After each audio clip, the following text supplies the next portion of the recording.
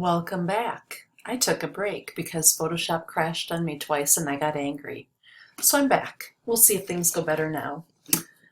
We are going to move on and learn about the cropping tool. So in Bridge, we are going to select Fox's Playing, and it is the original full-size file, not the one that we resized previously. The crop tool. If we look over in our toolbar, it is 1, 2, 3, 4, the fifth one down, and looks just like this.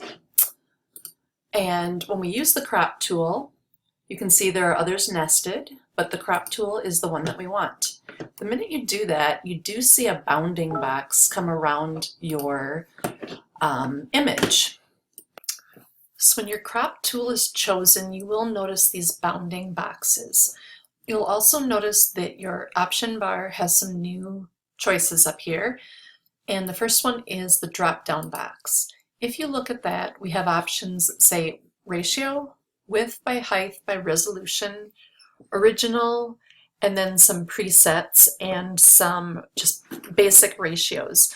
In the original ratio, what we can do is come to any of these handle points and start pulling them, and it's going to keep the original ratio of this document, or we can start in a corner and start bringing it down. So if we wanted it to be smaller, when we let go of our mouse, we see a preview of what the crop will look like, and we can actually move the photo behind it to kind of have what we want appear inside this window. So if you don't like the way it's set up, you can move it from left to right. Notice that it has this grid. It's the grid of thirds. We'll talk about that in other classes like digital photography, but keeping your subject in one of these intersection points can make for a really strong photo as well. So by moving that around, we can create some sort of a cropping. And to get this to accept it, you either hit enter on your keyboard or the checkbox up here. And now we have cropped our image. Let's do Command Z just to bring it back and look at some of these other options. In the ratios, I want you to understand that this is not 5 by 7 inches or 2 by 3 inches. It's a ratio.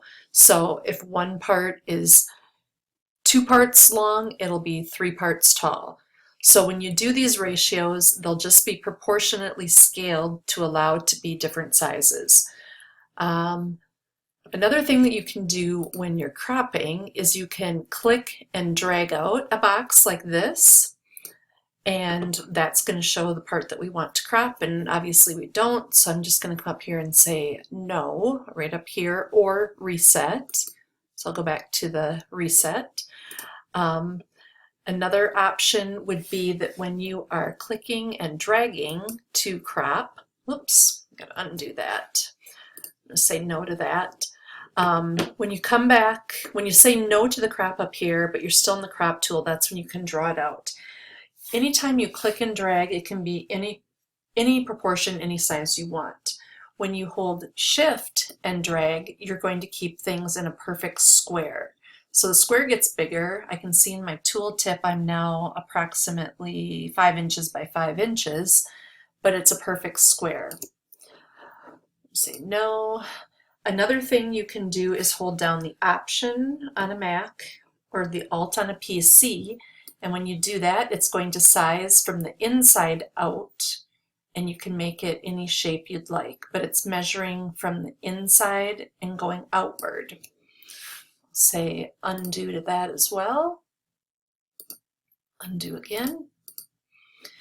And then no. And then another thing you can do is all of those keys together. Shift and Option is going to draw from the center out and maintain a perfect square shape. So that's a way you can do that as well. Undo or cancel or revert to get back to your original picture.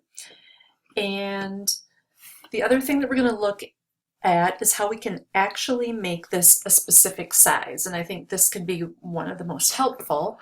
So if we come up to our drop down and we choose width by height by resolution, if we knew that we needed something to be exactly 6 inches wide, I'm hitting the tab key, by 4 inches tall at web resolution, so 72, the bounding box that you see will resize to that exact proportion.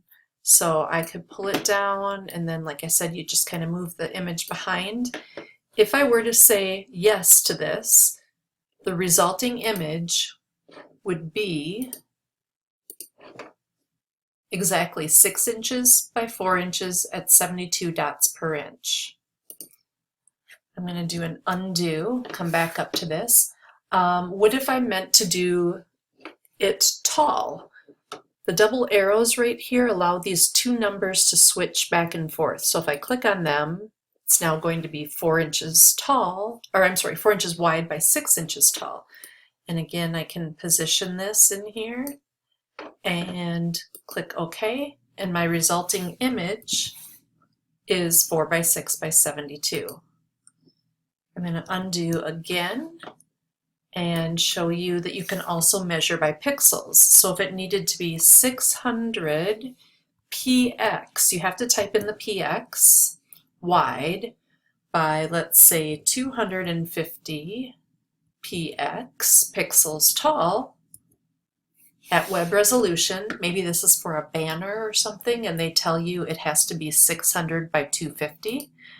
Just kind of position the boxes a little bit better. And if you wanted to, you can still tighten it up a little bit. The resulting box will be 600 by 250 when you say OK. So again, Command Option I or Control Alt I jumps us to our image dialog box. And it went back into inches, which is fine, but to confirm, we can use the down arrow and switch it to pixels. And we can confirm that this truly is 600 by 250, if that's what we wanted. All right, we can close that image. We don't need to save it. And then back in Bridge, we're going to open the sunset picture, double click to open it in Photoshop. And there is another great feature of the crop tool that I want to share with you. Now, when you switch to the crop tool, or you load a picture and your crop tool is the one that's active, it's automatically going to revert to whatever it was before and put the bounding box here. And sometimes that's not entirely what you want. You have no intention of cropping. So if you simply switch to a different tool, the Move tool is a safe one, that bounding box will go away and it's not nearly as distracting. But back in the crop tool, let's pick that again. And what I want to share with you is in the option bar up here, we have something called Straighten. It's about halfway over and it has a little level next to it. Click on the Straighten icon that looks like a level and come into your image, and notice how my cursor has a plus sign and looks like a level. What you do is you click, hold down your mouse and drag across the image to copy along the existing horizon line. And you can see that my tooltip is showing negative 2.3 degrees. When I let go, it automatically straightens it out for me. If I don't want to do any cropping, I can get rid of this cropping preset, but my image is straightened, which is what we were going for there. I'm going to say no to this, and I'm going to go back and switch this to be the original ratio. By clicking that, my bounding box goes back to the full image size. I'm going to do the same process again. I'm going to click on the Straighten button, and I'm going to click and drag a line across the existing horizon line. When I let go, it's automatically rotated. And the other thing that it did, I want you to notice that the whole image has been kind of tipped counterclockwise 2.3 degrees. And because of that, it got higher on the right and lower over here on the left, lower on the bottom, and higher over here. Photoshop has already moved the bounding boxes of the crop in so that none of these transparent areas behind here stick through or show through. It went to the edges of the existing photo that we can use, having it level and straight, and it's going to keep it at its original ratio. Another thing before we say okay that I want to share with you is there's a checkbox right here that says delete cropped pixels.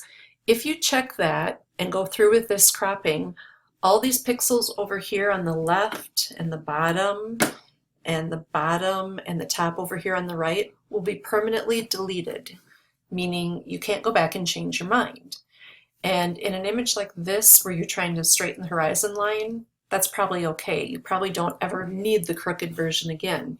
But there are many times that you might want to go back and get those cropped pixels. So it's probably safest to leave this unchecked and don't delete the pixels. So let's just say okay, and here's our ending image. It's perfectly level, our horizon line is perfectly level. Now if we wanted to go back and crop it again, for whatever reason, if we choose the crop tool again, and we say, I want to make it like this, notice that my entire image is still available to me. All those pixels at the bottom left that would have been thrown away are in fact still there. So I didn't lose any data, and it was a very non-destructive workflow, which is really important. One last thing to share with you, in the option bar when you're working with the crop tool, this tic-tac-toe grid is the default that will show up, and like I said, it's a balance and a design tool where we keep our active subject in one of these intersection points, but there are other overlays that you can use. So if you come to your option bar and come to this icon to the right of the straighten, the rule of thirds is what's currently showing, but we could choose a diagonal overlay, the triangle overlay, which also notice this is one of those top intersection points and a bottom one in our previous overlay, the golden ratio, and the golden spiral. So these are all things that you'll learn in design fundamentals as well that help with balance and really drawing attention to the important things in our photograph. So this overlay is probably the most common and the most useful. And again, I'll say yes to that crop, and there we have it. I'm just going to give you one more quick demo using a different picture. This one is in that additional photos folder if you want to try and work along later after you watch this. So the image is loaded, and we can take a look at it under image size, and we find out that it's 12.8 inches by 8.5. It was shot at a resolution of 150 pixels per inch. So if we want to make this a high resolution image suitable for printing, one of our first steps would be to change our resolution, but we don't want the resample on because that's going to just add pixels. We don't want pixels being added. We want it to use what it already has and just push them closer together. So we're going to uncheck this, and we're going to change our resolution to 300. And then notice that it did indeed go back to a smaller size. It is now 6.4 inches. So we're just going to say okay to that, and know that this picture is about a 4x6 with a little bit extra. So now we're going to use our crop tool, and the first thing we're going to do is straighten this horizon. If you look at it closely, it looks level on first glance, but it isn't. So we're going to use the straighten tool, and you're going to come in, you're going to start at the horizon on one side, and you're going to pull a straight, well, not a straight line, you're going to copy the horizon line. It's only off by 1.3%, but that's enough. So notice it straightened it, and it automatically cropped to be inside of these boundaries. So we'll say, yes, that's good. Then we want to make this an exact size. So we're going to come up to our width by height by resolution. And the exacts that we want are an exact 6-inch by 4 inch. Whoops, I said pixels. If ever you do that, you have to change back to inches. So 6 IN by 4 IN inches, and at 300 because this is a high resolution image. So the bounding box that showed up is whatever's in there can be turned into a 4 by 6 or a 6 by 4, oops, undo, at 300 pixels per inch. And then I can come in and I can decide what parts of this image are important to me and where I want it positioned. And I have to stay within the pixels that I have, so maybe about right there looks good. And I say OK, or I hit enter on my keyboard. And our resulting image is exactly 6 inches by 4 inches at 300. So in that case, we first straightened our horizon line and then we cropped to an exact width by height by resolution.